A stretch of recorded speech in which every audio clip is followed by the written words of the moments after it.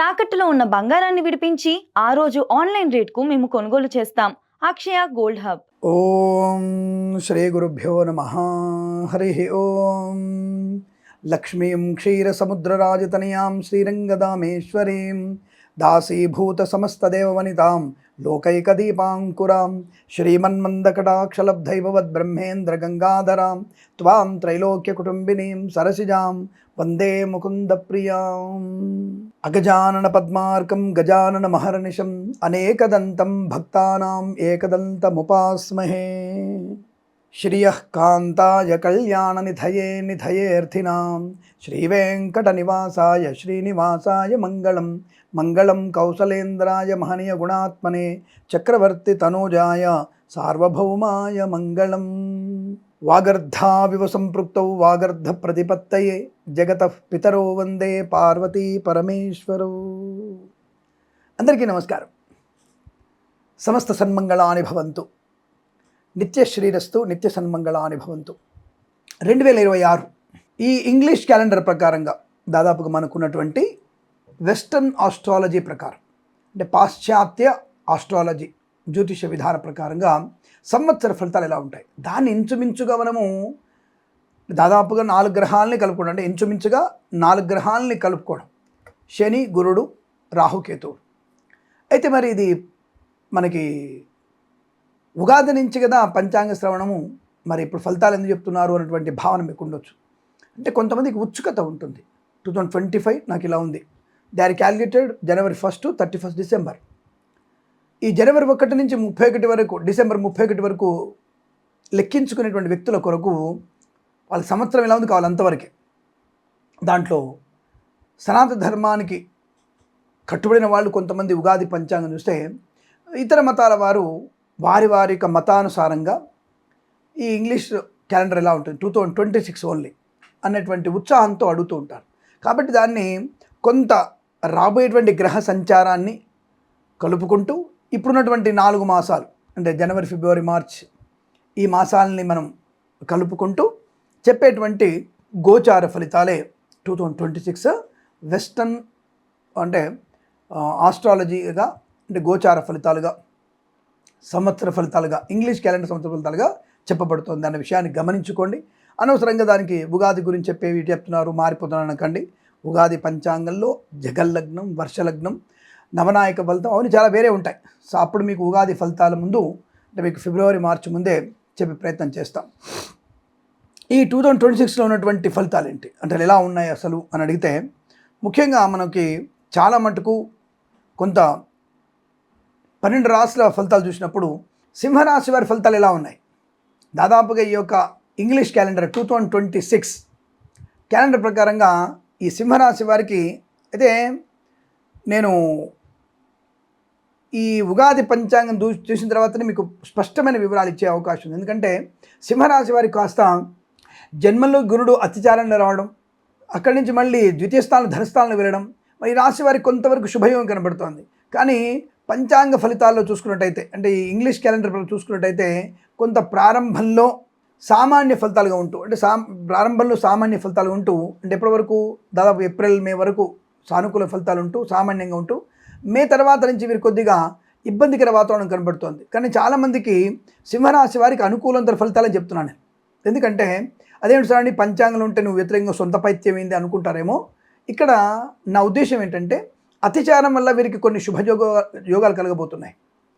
ఎందుకంటే కన్యారాశిలో కూడా ప్రవేశిస్తున్నాడు ఆయన. అతిచారం అంటే ఒక రాశి దాటి మళ్ళీ ఒక రాశి ముందుకు వెళ్ళిపోతుంటాడు. దీనివల్ల ఆకస్మిక ధనప్రాప్తి కూడా ఉంది.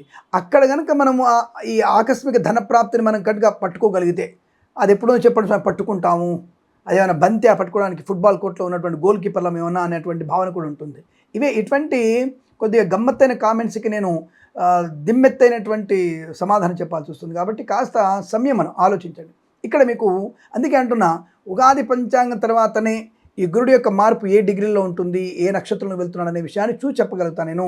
కాబట్టి మీరు తప్పకుండా ఉగాది పంచాంగ ఫలితాలు కూడా తీసుకోండి.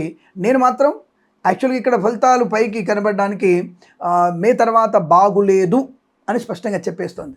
కానీ నేనేమంటానంటే బాగుంటుందేమో అని నా యొక్క 6th సెన్స్ చెప్తోంది.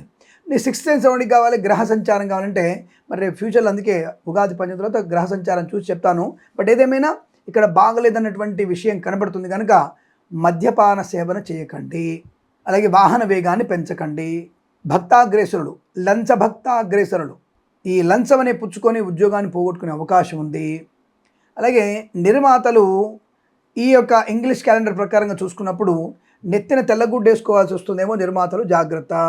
ఈ రాశి వాళ్ళు ఎవరైనా ఉంటే మాత్రం తప్పకుండా తెల్లగుడ్డ నెత్తికి వేసుకుంటే మంచిది. ఎందుకంటే మీరు తీసిన నిర్మాణంలో ఏ సినిమా కూడా కనీసం మీకు ప్రొడక్షన్లో వాళ్ళు తిన్న ఖర్చుకు పెట్టిన ఖర్చు కూడా రిటర్న్ రాదు మీకు, అది గమనించుకోండి. మరి ఇప్పుడు సినిమా తీయాలా వద్దా అని ఆలోచించండి. సినిమా డైలాగ్ ఉంది కదా, what to do not to do అంటారు కదా, అలాంటిది మీరు ఈ నిర్మాతలు కనుక మీరు తెలుసుకుంటే ఏ డూ ఏ నాట్ డూ అనేది తెలుసుకొని మీరు ముందుకెళ్ళే ప్రయత్నం చేయండి. ఇక్కడ మాత్రం నష్టమే అనేది కనపడుతోంది.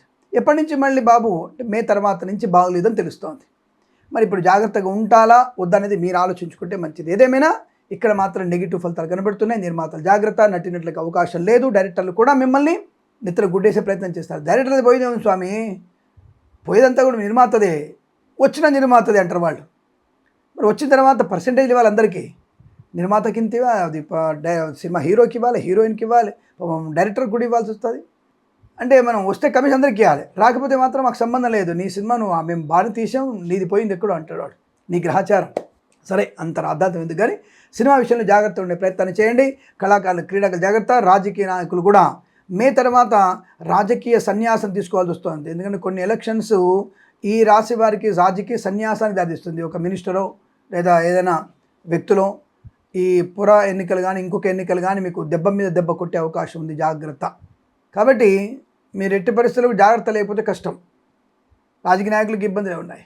అలాగే కళాకారులు, క్రీడాకారులు కూడా విదేశాల్లో ప్రదర్శన కన్నా స్వదేశాల్లో ప్రదర్శన మంచిది. విద్యార్థులకి పోటీ పరీక్షలు ఉంటే మాత్రం తప్పకుండా మీరు మే లోపలనే రాసుకోండి. ఇది IELTS, GRE, TOEFL, GMAT, SAT, C లాంటి పరీక్షలు ఉంటాయి, అంటే పోటీ పరీక్షలు ఉంటాయి, విదేశాలు వెళ్ళే పరీక్షలు ఉంటే మే లోపల రాసేసేయండి. మే తర్వాత మాత్రం మీరు పాస్ అవ్వడం దుర్లభము. ఎందుకంటే అప్పుడు మీ యొక్క బుద్ధి, విచక్షణ, జ్ఞానము, అప్పుడున్నటువంటి ప్రేమ, హృదయము, ఎర్రని హృదయాలు ఇవ్వడం, ఇచ్చిపుచ్చుకోవడాలు ఇవన్నీ కూడా ఉంటాయి కదా. మరకలతో తిరగడం, పనికిరాని వేషాలు వేయడం, అధర్మానికి వ్యతిరేకంగా ఉన్న వాళ్ళతో వెళ్ళడం, ఆ తర్వాత మన బాడీ పార్ట్ ఎక్కడుంటో మనకే తెలియదు కదా.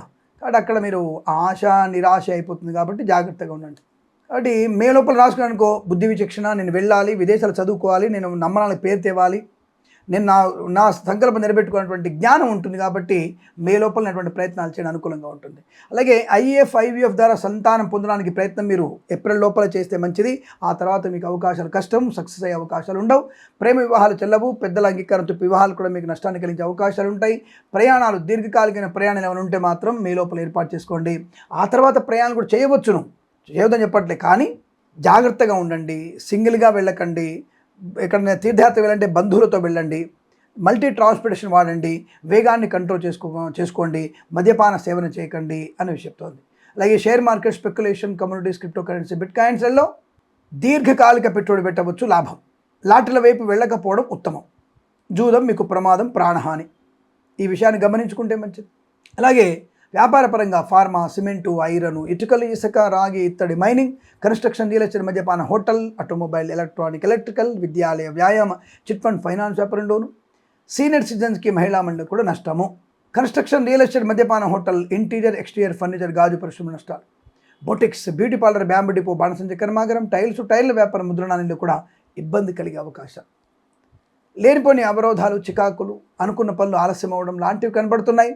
కాస్త ఎంతగా మీరు భగవద్గీత పారాయణం చదివితే, ఎంతగా మీరు లక్ష్మీ నృసింహస్వామి అష్టోత్తరం, ఆ లక్ష్మీ నృసింహస్వామి క్షేత్ర దర్శనం చేయడం, ధర్మపూరి క్షేత్ర దర్శనం, యాదగిరీశుడు యొక్క స్వామి దర్శనం, అలాగే మనకి పానకాల లక్ష్మీనరస్వామి దర్శనం చేసుకున్న వారికి చాలా మంచి. అంటే ఎవ్రీ 2 మంత్స్కి ఒకసారి ఆ దేవాలయానికి వెళ్ళండి.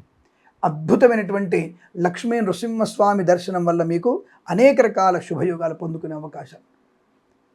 వ్యాపారపరంగా జాగ్రత్త. భాగస్వామి వ్యాపారాన్ని ఎక్కువగా నమ్మకండి. నట్టేట్లో ముంచేస్తారు మీరు, జాగ్రత్త. ఆ విషయంలో గమనించుకుంటే మంచిది. విద్యార్థులు, ఉద్యోగస్తులు అప్రమత్తంగా ఉండే ప్రయత్నాన్ని చేయాలి.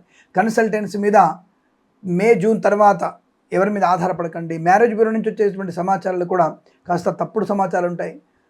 పిల్లవాడు ఉద్యోగం చేయడు, ఏదో పే స్లిప్ పంపిస్తాడు, వాడికి ఒక 2 ఎకరాలు ఉండదు, వాడు 50 ఎకరాలు చెప్తాడు, అది నమ్మేస్తాం. జస్ట్ ఆ గంటలో వాడు మిమ్మల్ని ఏమారుస్తాడు, మాట్లాడుకుంటారు. తన పెళ్ళైన తర్వాత తెలుస్తుంది వాడికి ఉద్యోగం ఉండదు, సద్యోగం ఉండదు, వాని ఇంట్లో కనీసం సరైనటువంటి మిక్సీ ఉండదు, సరైనటువంటి ఫ్రిడ్జ్ ఉండదు. అప్పుడు మన పిల్ల కష్టపడని చెప్పేసి మాట అనుకున్నా, తర్వాత ఏమైనా మావిడాకులు ఏమైనా అనుకున్నా ప్రయోజనం ఏమి ఉండదు, జీవితం నాశనం. కాబట్టి ముందుగానే జాగ్రత్తలు తీసుకుంటే అనుకూలంగా ఉంటున్న విషయాన్ని గమనించండి. గర్భిణీ స్త్రీలు అప్రమత్తంగా ఉండే ప్రయత్నం చేయండి. అతి సర్వత్రా వర్జిత విషయాన్ని గుర్తించండి. దొంగ జ్యోతిష్కులు, దొంగ వైద్యుల బెడద ఎక్కువ ఉంటుంది, జాగ్రత్త. మత్స్యకారులు, రొయ్యలు, చేపలు చెల్లే వారికి ఇబ్బందులు, రైతన్నలకి, పూలు పలుకురాలు పండించే వారికి ఇబ్బంది కలిగే సూచనలు కనబడుతున్నాయి.